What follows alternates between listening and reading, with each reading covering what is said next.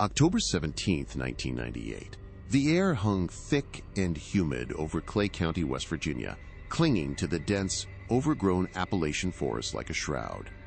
Emily Hayes, a social worker with the state's Child Protective Services, steered her worn sedan down a treacherous, unpaved road, the loose gravel protesting with a steady crunch under her tires. Sunlight struggled to penetrate the towering canopy of ancient oaks, dappling the path in shifting patterns of shadow and light. She was deep in a forgotten hollow, miles from the nearest paved road, where the scent of damp earth and decaying leaves was almost overpowering, a primal aroma that spoke of generations of undisturbed wilderness. This was a place where time seemed to slow, where the outside world rarely intruded, and where an anonymous, chilling tip had led her on this uneasy journey. Her destination emerged from the foliage, a dilapidated, unpainted cabin, its weathered timber blending almost seamlessly with the surrounding woods, as if it had grown organically from the very soil. No smoke curled from its chimney, no movement stirred behind its dark, vacant windows. As Emily's sedan came to a stop, the only sounds were the distant, mournful cry of a hawk, the rhythmic, almost ghostly creak of an unseen porch swing, and the incessant buzz of unseen insects. Then, another scent began to assert itself, subtle at first, then growing stronger as she stepped out of the car. A faint, metallic tang, sickeningly sweet, unmistakably the smell of illness, of long, stagnant air, and something profoundly wrong. It assaulted her senses, a prelude to the unimaginable. With each hesitant step towards the darkened doorway, the foul odor intensified, wrapping around her like a suffocating blanket, a silent warning of the horrors concealed within. Emily gripped her clipboard, her knuckles white, her breath catching in her throat. The anonymous caller's words echoed in her mind. Strange goings-on, sick children, nobody ever sees them. This wasn't just a welfare check anymore. It felt like an archaeological dig into the darkest corners of human experience. The silence of the hollow now felt less peaceful, and more like a conspiracy. What unspeakable secret had been meticulously guarded behind these decaying walls for generations, and how could such a profound human tragedy remain hidden for so long in modern America? The air inside was a stagnant, putrid blanket, a mixture of unwashed bodies, stale food, and something metallic that made her stomach lurch. Emily Hayes pushed the door further open, the hinges groaning in protest, revealing a scene that instantly solidified her worst fears. Her eyes, adjusting to the dim light filtering through grimy, cobweb-laden windows, struggled to make sense of the overwhelming squalor. The single room was a chaotic jumble of decaying furniture, piles of soiled rags, and unidentifiable debris. On a makeshift cot in the far corner, two small, withered forms lay tangled amidst filthy, matted blankets, their breathing shallow and ragged, almost imperceptible. It wasn't immediately clear if they were children or very old, frail adults, so obscured were their features by filth and shadow, blending eerily with the decaying cabin itself. As Emily stepped further into the suffocating gloom, her professional training as a social worker battled with a rising wave of nausea and a profound sense of dread. The forms on the cot were indeed children, but unlike any she had ever encountered. Their limbs were twisted at unnatural angles, heads disproportionately large, and faces. Their faces were a landscape of severe malformations, eyes set too wide apart, noses flattened, mouths contorted into silent, permanent grimaces. Their skin was pale, almost translucent, stretched taut over skeletal frames, indicative of severe malnutrition and chronic illness. This wasn't just neglect. This was a grotesque testament to a life denied, a shocking violation of every basic human right, a horror that defied the modern world outside this forgotten hollow. Her hand instinctively went to her cell phone, though reception in this forgotten hollow was notoriously spotty, a common challenge in rural West Virginia. She had to get these children out, but the immediate question of jurisdiction loomed large. As a state social worker, her authority was clear regarding child welfare, but this went beyond a simple emergency removal. This was a crime scene, a profound case of abuse and neglect that required immediate law enforcement intervention. Dialing Sheriff Marcus Riley's direct line, her voice was a strained whisper, barely audible above her own ragged breathing. "Mac, it's Emily Hayes. I'm at the Vance place, deep in the hollow. You need to get here. Now. It's worse than anything I've ever seen.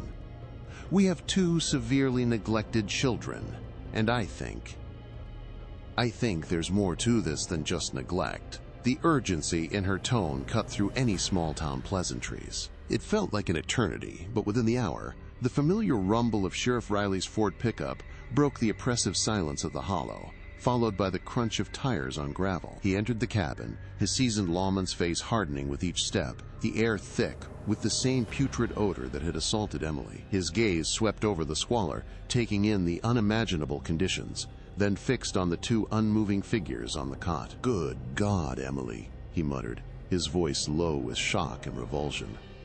"Get an ambulance out here, Stat, and I need a secured perimeter. Nobody touches anything." The immediate conflict was stark.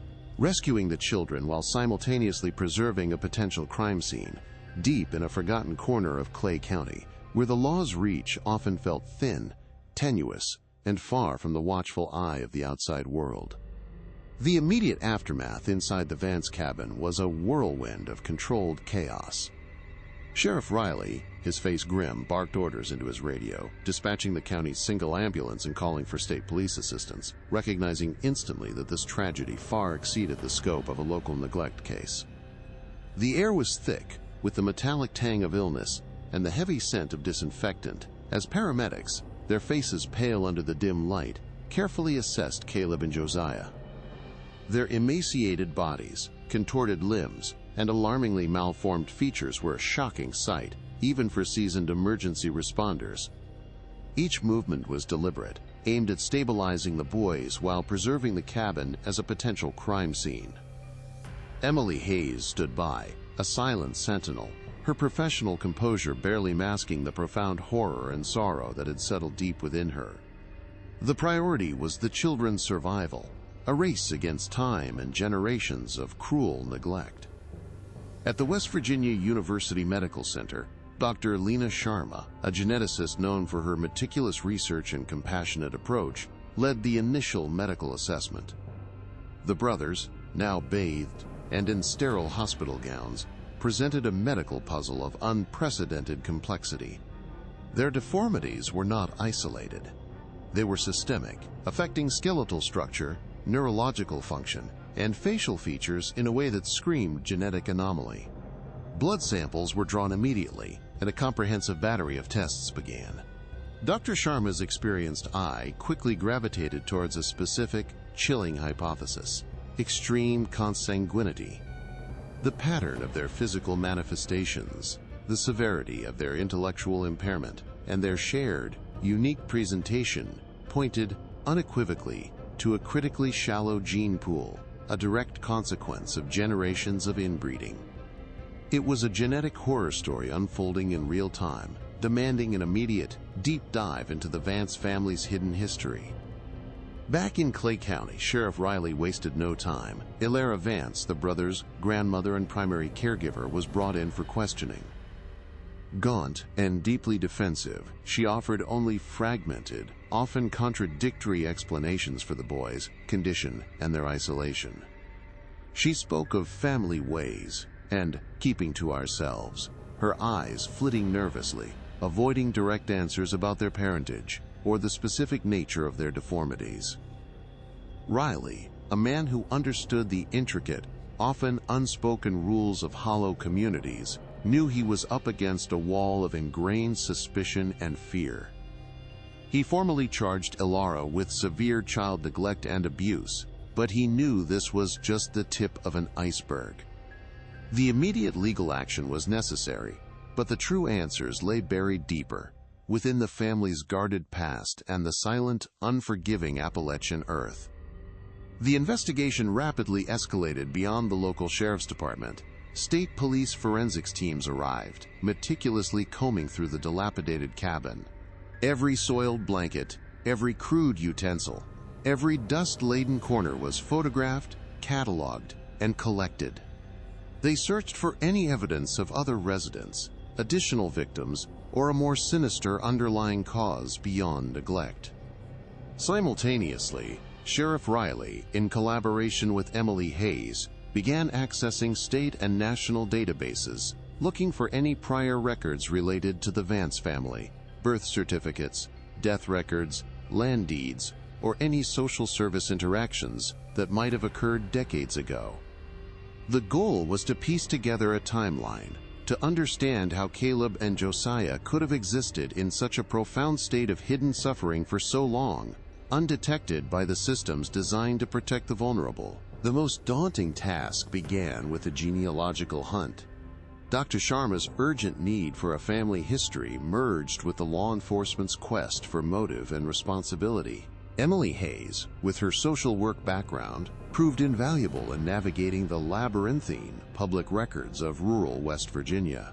They scoured archaic county birth, death, and marriage certificates, often handwritten and poorly preserved. Cemetery plots in forgotten family graveyards became crucial, their weathered headstones offering cryptic clues to generations of Vances marrying Vances. Distant relatives and longtime locals were approached, often met with tight-lipped resistance or vague, superstitious whispers about the Vance folk. It was a painstaking, almost archaeological excavation of a family's past, each small discovery a potential piece of the horrifying genetic puzzle that afflicted Caleb and Josiah. Sheriff Riley understood the unspoken code of the Hollows. Elara Vance's arrest, while necessary, had sent a ripple of fear and resentment through the community, solidifying an already impenetrable wall of silence. Neighbors who had previously offered vague pleasantries now averted their gaze, their porches suddenly empty when the patrol car drove by. Attempts to conduct further interviews were met with locked doors, feigned ignorance, or terse statements about "Mindin, our own business." Even those who privately sympathized with Caleb and Josiah were too terrified of reprisal, or too deeply ingrained in generations of isolation, to speak openly. The sheriff knew this wasn't malicious intent from everyone, but a deep-seated distrust of any outside authority, a legacy of being overlooked and misunderstood by the wider world. This collective silence, more potent than any outright defiance, threatened to choke off the investigation at its roots, leaving the full truth of the Vance family's hidden practices buried beneath layers of Appalachian dirt and tradition. The legal path proved equally arduous. While the immediate emergency removal of Caleb and Josiah was swiftly granted, obtaining broader court orders for extensive searches beyond the immediate cabin, or for access to sealed historical records that might reveal deeper family connections, hit bureaucratic snags. Prosecutors in Charleston, accustomed to more straightforward urban cases, questioned the, quote, speculative nature of a multi-generational incest investigation based solely on initial medical findings and a cryptic anonymous tip. There was skepticism about the feasibility of proving such a long-standing, hidden practice, especially without direct witnesses willing to testify. Emily Hayes found herself navigating a maze of legal departments, explaining the nuances of extreme rural isolation and the scientific implications of consanguinity to officials who struggled to grasp the grim reality unfolding in Clay County.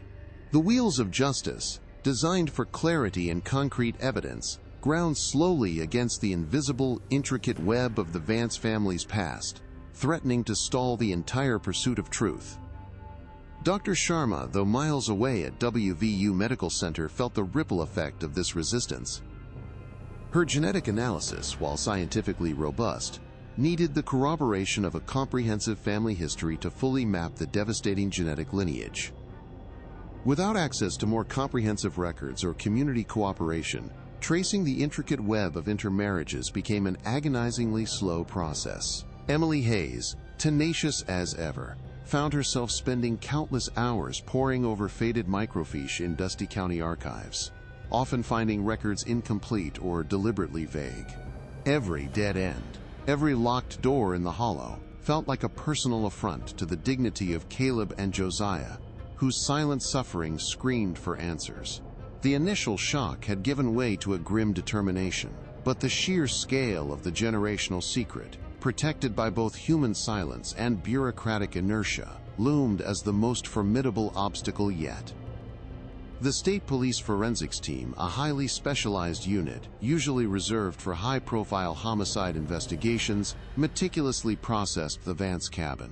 Using advanced techniques, they sprayed luminol across the grimy floorboards, revealing faint, ghostly blue traces of organic matter that hinted at past occupants beyond Caleb and Josiah.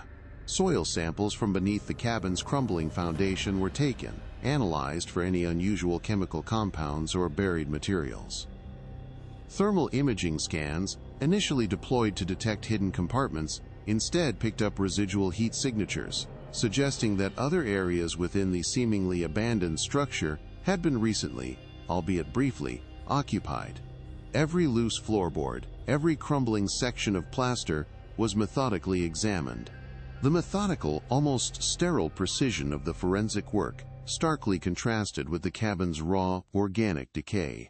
Yet it was precisely this contrast that began to pry open the long-sealed secrets of the Vance family, revealing a history far more expansive and disturbing than initially imagined. Miles away, in the gleaming, sterile labs of West Virginia University Medical Center, Dr. Lena Sharma's team was making equally profound, albeit clinical, breakthroughs. The initial genetic screenings had confirmed a severe, broad spectrum of anomalies, but deeper, high-resolution sequencing was now pinpointing the precise genetic markers. Using cutting-edge whole exome sequencing, they identified multiple rare recessive alleles that, when expressed homozygously, correlated directly with the brothers' specific deformities, the skeletal malformations, the neurological impairments, and the unique facial dysmorphia. The data provided irrefutable scientific proof of extreme consanguinity, not just in one generation, but as a recurring, deeply entrenched pattern. Dr. Sharma's screens were so precise they could almost map the genetic echo of generations, laying bare the devastating biological consequences of a critically shallow gene pool, a scientific indictment of the Vance family's hidden practices. The most critical breakthrough, however, came not from high-tech labs, but from an old, unassuming piece of family history. During a painstaking, almost archaeological search of the cabin, a forensic technician, carefully prying loose a section of the hearthstone, discovered a small, crudely fashioned wooden box tucked into a hidden recess. Inside, nestled amongst dried herbs and faded cloth, was a thick, leather-bound journal, its pages brittle with age. This wasn't just any journal. It was the Vance Family Chronicle, a meticulously kept ledger spanning nearly 150 years. Handwritten entries in varying penmanship detailed births, deaths, and, most damningly, marriages. Names like Josiah Vance wed his cousin Alara May, or Caleb Vance, son of Mary and Thomas, joined with his cousin Sarah Beth, appeared repeatedly, a chilling, systematic record of intermarriage, generation after generation. The Family Chronicle was the missing link, the undeniable historical proof that corroborated Dr. Sharma's genetic findings. Each entry was a piece of the horrifying puzzle. The journal wasn't merely a record of unions. Some entries included cryptic notes about offspring, weak constitution, peculiarities in the eyes, or a child who never spoke clear. These chilling annotations, once vague family lore, now served as tragic, unwitting clinical observations, documenting the escalating genetic degradation within the family line. It provided an unvarnished, direct historical account of how the Vance family had, through deliberate or unwitting isolation, systematically perpetuated their own genetic imprisonment. The document was more than evidence. It was a silent, agonizing scream from the past, detailing the slow, inexorable march towards the devastating condition of Caleb and Josiah. With the Family Chronicle in hand, the investigation transformed from a difficult case of severe neglect into a profound historical and genetic unraveling. Sheriff Riley and Emily Hayes now had irrefutable, multi-layered evidence The journal, combined with Dr. Sharma's definitive genetic reports, painted an undeniable picture of generations of extreme consanguinity directly leading to the brothers' deformities. This new evidence shattered the wall of community silence more effectively than any interrogation could. It provided a stark, objective truth that even the most insular residents could not deny, shifting the legal focus from just neglect to a deeper, more systemic pattern of abuse rooted in generations of isolation and inherited ignorance. The path forward, while still complex, was now clearly illuminated by the grim light of scientific and historical fact. The most critical breakthrough, however, came not from high-tech labs, but from an old, unassuming piece of family history.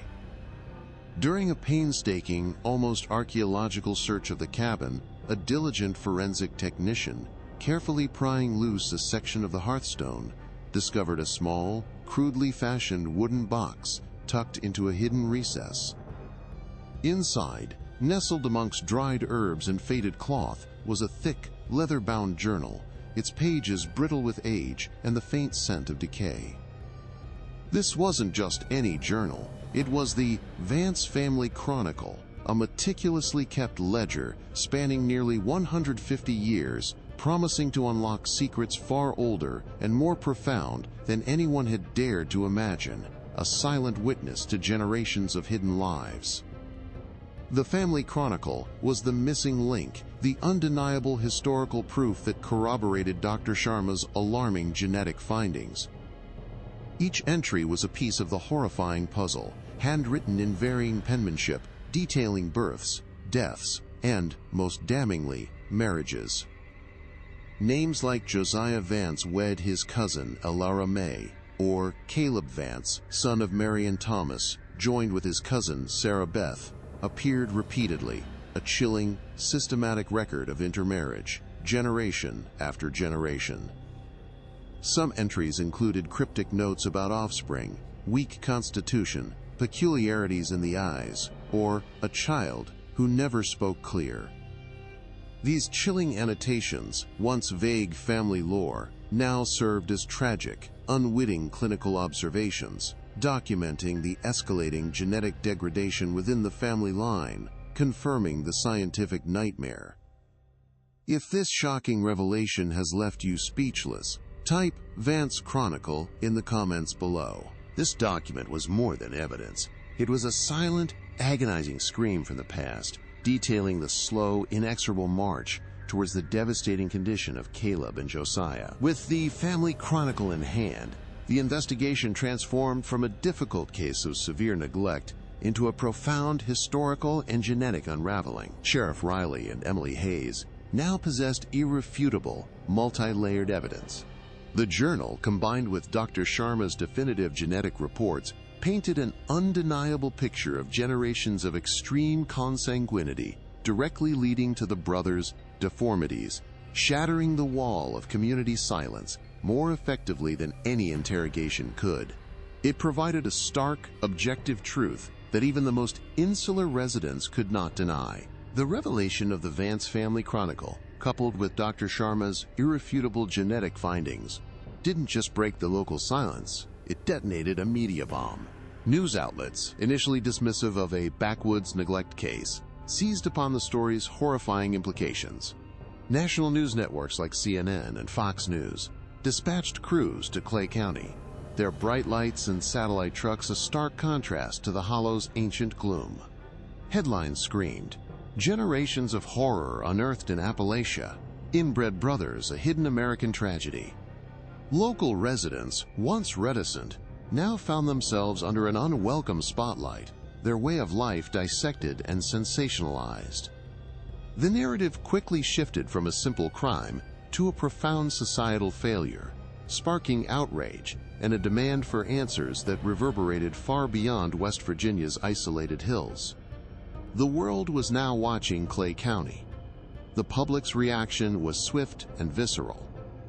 Child welfare advocacy groups, human rights organizations, and even genetic counseling associations weighed in, condemning the decades of unchecked neglect and the systemic failures that allowed such a tragedy to fester. Online forums exploded with discussions, debates, and furious calls for justice, some expressing sympathy for the brothers, others revulsion, and many demanding accountability from state agencies. Small, impromptu protests began forming outside the Clay County Courthouse and even the state capitol in Charleston, holding signs demanding justice for Caleb and Josiah, and never again. The case, once confined to a forgotten hollow, had become a national symbol of the vulnerabilities that persist in America's most isolated corners, forcing uncomfortable conversations about poverty, education, and access to health care. Sheriff Riley, Emily Hayes, and Dr. Sharma found themselves thrust into an unprecedented media circus. Their phones rang incessantly with requests for interviews from The New York Times, The New York Times, Times 60 Minutes, and countless local affiliates. While the attention was overwhelming, it also brought unforeseen resources and support. State and federal grants, once elusive, now materialized, offering funding for deeper investigations and specialized care for the brothers. Yet the pressure was immense. Every decision, every statement was scrutinized. Public opinion, often fickle, swung between praise for their tenacity and criticism for the system's previous oversight. They were no longer just civil servants doing their jobs. They were the reluctant faces of a national reckoning, carrying the immense weight of public expectation and the silent suffering of Caleb and Josiah. Amidst the media storm, Alara Vance's legal team, appointed by the state, found themselves on the defensive, struggling to craft a narrative that could explain away generations of what was now undeniably horrific abuse. They attempted to frame Alara as a victim of inherited ignorance, a product of an insular culture, rather than a malicious perpetrator. This strategy, however, further intensified the split within the Clay County community. Some residents, clinging to long-held traditions and a deep-seated distrust of outsiders, quietly supported Alara, viewing her as a scapegoat for an entire way of life. Others, shamed by the national spotlight, began to speak out, albeit cautiously, expressing their own shock and sorrow, slowly chipping away at the long-standing wall of Appalachian silence. The once unified front of the hollow was fracturing under the unbearable weight of public scrutiny. The Clay County Circuit Court, usually reserved for more mundane disputes, was now a crucible of national attention. Every seat was packed, journalists jostling for space with curious locals and grim-faced advocacy groups. The air, thick with anticipation, hummed with the soft clicks of cameras and hushed whispers. All eyes were fixed on the imposing figure of Dr. Lena Sharma as she took the witness stand, her composure a stark contrast to the palpable tension in the room. Her presence alone, an esteemed geneticist from West Virginia University Medical Center, signaled the gravity of the proceedings. This wasn't just about neglect anymore. It was about the scientific and historical unraveling of a family's devastating secret, a truth so profound it seemed to challenge the very foundations of human understanding. The defense, clearly outmatched, watched nervously, knowing her testimony would be the final, crushing blow. With a precise, clinical demeanor, Dr. Sharma began her testimony, her voice clear and unwavering as she presented a series of meticulously constructed, projected diagrams of the Vance family tree. Spanning over 150 years, the intricate web of lines and names graphically illustrated generations of intermarriage, a pattern chillingly consistent. She meticulously explained how this extreme consanguinity, starting in the mid-19th century, had led to the homozygous expression of multiple rare recessive genes within the Vance lineage. Using stark medical language, she detailed the specific genetic markers and their devastating biological effects, the skeletal malformations, the profound neurological impairments, and the unique facial dysmorphia that ravaged Caleb and Josiah. Her scientific analysis stripped away any romanticized notion of, quote, family tradition, revealing it instead as a horrifying self-inflicted genetic prison, a silent, ongoing catastrophe passed down through generations. As Dr. Sharma concluded, A collective gasp rippled through the courtroom. The sheer, unbearable weight of multi-generational consequence hung heavy in the air. Then, from the spectator gallery, a guttural cry ripped through the silence. Elara Vance, gaunt and visibly shrinking, her face a mask of despair and resignation, clutched at her chest. It wasn't a cry of defiance or anger, but of a lifetime of trapped ignorance, inherited tragedy, and finally, undeniable truth. Her wail echoed the silent suffering of Caleb and Josiah, a visceral acknowledgement of the irreversible damage wrought by generations of isolation and a desperate, misguided attempt to, quote, keep the blood pure. The jury, their faces etched with a mix of horror and pity, stared at Elara, grappling with the profound human cost laid bare before them, the culmination of a hidden American tragedy finally brought to light. Elara Vance's fate was sealed. The jury, undeniably swayed by Dr. Sharma's devastating testimony and the irrefutable evidence of the Vance family chronicle, rendered a guilty verdict on charges of severe child neglect and abuse. The judge, in his sentencing, acknowledged the complex, multi-generational factors at play, recognizing that while Elara was culpable, she was also a product of inherited ignorance and profound isolation, a tragic figure trapped by her family's own history. Still, the sentence was significant, a clear message that, even in the most remote corners of America, the law would pursue justice for the most vulnerable. As for Caleb and Josiah, their new chapter began in a highly specialized medical care facility in a neighboring state, a place where they finally received consistent medical attention, therapeutic support, and the fundamental human dignity they had been denied for so long. Their silent suffering had finally found a voice and a chance at a life beyond the hollow. The Vance case, once a hidden horror confined to a forgotten hollow, detonated across the national consciousness. It sparked an urgent, often uncomfortable debate on rural poverty, the reach and limitations of social services, and the ethical implications of genetic counseling in America's most isolated communities. News headlines continued to scream, but now with a deeper focus, prompting conversations about the systemic failures that allowed such a tragedy to fester for generations. Advocacy groups seized upon the narrative, demanding greater awareness, increased funding for public health outreach, and more robust intervention strategies for vulnerable, underserved populations. The grim reality of Caleb and Josiah's lives forced a reluctant spotlight onto what many termed hidden America, challenging deeply held notions of privacy versus protection, and reminding the nation that profound suffering could exist unseen, even in the modern age. The Vance brothers' story is a stark, unforgettable chapter in the annals of American hidden tragedies, a testament to the enduring power of truth unearthed and justice sought. Their journey from unimaginable squalor to dignified care stands as a powerful, if painful, reminder of the vulnerabilities that persist in our nation.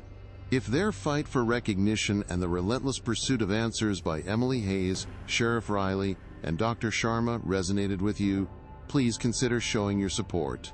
Like this video, subscribe to our channel for more in-depth investigations into cases that challenge our understanding of society, and click here to watch our next documentary, a case just as intense and compelling as this one.